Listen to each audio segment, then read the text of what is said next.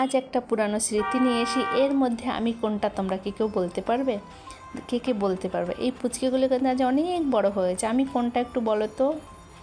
যাই হোক, good morning থেকে শুরু করেছি। বন্ধুরা সবাই কেমন আছো? আশা করি সকলেই ভালো আছো, আমিও ভালো আছি। আজকে নিত্যদিনের মতো আর একটা নতুন ব্লগ নিয়ে চলে এসেছি। দেখো, আমি ছাতা মাথা দিয়ে হাঁটতে হাঁটতে সুন্দর করে ভিডিও করে করে চলছি।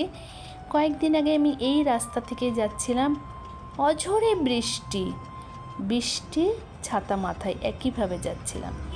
আজকে যাচ্ছি আমি রোদের জন্য, তখন যাচ্ছিলাম বৃষ্টির জন্য। ছাতাটা আমার মাথায় দিতে হবে। একজন ভাই আমাকে কমেন্টস করেছিল, দিদি বৃষ্টি যখন হয় তখন ছাতা আমরা মাথায় দিই, বৃষ্টি থেমে গেলে ছাতাটা আমাদের কাছে বোঝা লাগে। ছোট্ট একটা ভাই আমাকে বলেছিল। যাই হোক, কথাটা ওর বাস্তব কথাইও বলেছে। ও ছোট্ট 11-এ পড়া রাজা, তোর অনেক বুদ্ধি। যাই হোক, তুই যে কথাটা বলছিস। বাজারের পাশ থেকে যাচ্ছি, দেখো মাছালারা বসেছে, বেশ টাটকা টাটকা মাছ নিয়ে বসেছে, ভালোই লাগছে। সবজিগুলোও বেশ ভালো ভালো। এই বাজারে সবসময় দুঃখী সবজিই থাকে, কিন্তু আজকে বেশ ভালোই লাগছে। তার মাঝে এই মাসিমা বসেছে।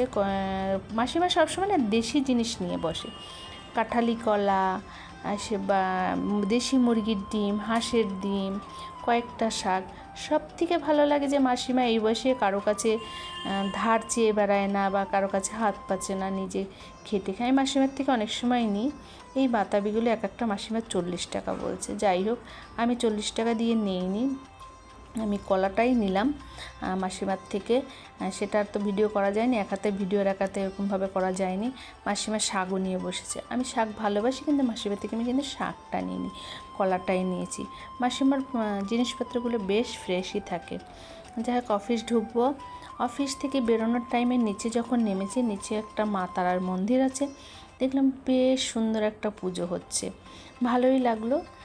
এই পুজোটা যদিও তোমাকে আজকের ভিডিও নয়, একটা অন্য ভিডিওই আমি দিলাম, কারণ এই দিনকার আমরা অনেক ভোগ খেয়েছি মন্দিরের। নেমে দেখি বেশ ভোগ দিচ্ছে, টাটকা টাটকা ভোগ খেয়ে নিলাম।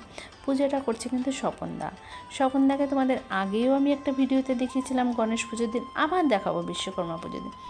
স্বপনদা কিন্তু এমনি সেমনি লোক নয়। স্বপনদা কিন্তু সৌরভ গাঙ্গুলির বাড়ির কুলপুরোহিত। যাই হোক, স্বপনদা পুজোটা কিন্তু যে যাই বলুক খুব ভালো পুজো করে। স্বপনদার পুজো সত্যিই খুব ভালো লাগে, এবং পুজো করতে বসলে স্বপনদা মন থেকে যে পুজো করে সেটা কিন্তু স্বপনদাকে দেখে বোঝা যায়। এবং স্বপনদার পুজোটা আমার খুব ভালো লাগে। বাবুদা বেশ সেজেগুজে দাঁড়িয়ে পড়েছে। এরা কিন্তু সবই ওই গাঙ্গুলি হাউজেরই অ্যাটেন্ডেন্ট বলতে পারো। যাই হোক, অফিস থেকে বাড়িতে এলাম। বাড়িতে এসে মাকে নিয়ে আলোচনা হচ্ছে।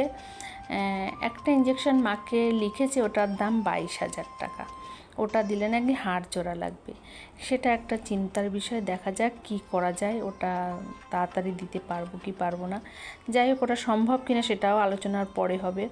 এখন আগে তো উনি সুস্থ হয়েছে, ওনার আজকে সেলাই কেটেছে, ডক্টর বলেছে অপারেশন ভালো হয়েছে, এখন ফিজিওথেরাপি করতে হবে। যাই হোক, বাড়িতে এবার রান্নাবান্নার পালা। দেখো, ভাত হয়েছে আজকে, বেশি কিছু রান্না তেমন কিছু করা হয়নি। ভাত, রুটি আর আলু ডিম সিদ্ধ আর একটা তরকারি। এই পর্যন্তই ভিডিওটা।